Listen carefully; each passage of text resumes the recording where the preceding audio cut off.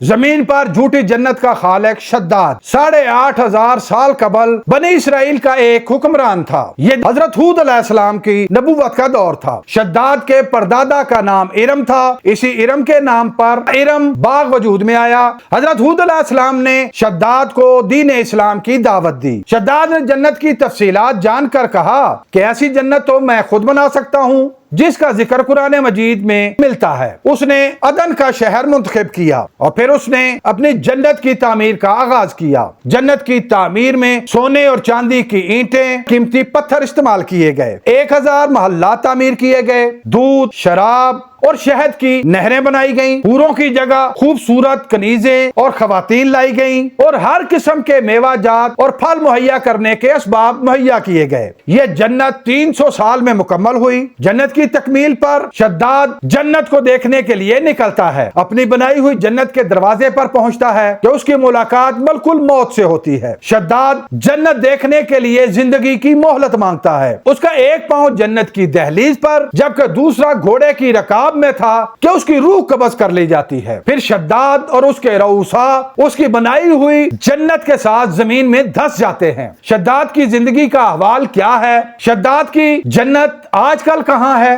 نیچے دی گئی مکمل ویڈیو ضرور دیکھیں۔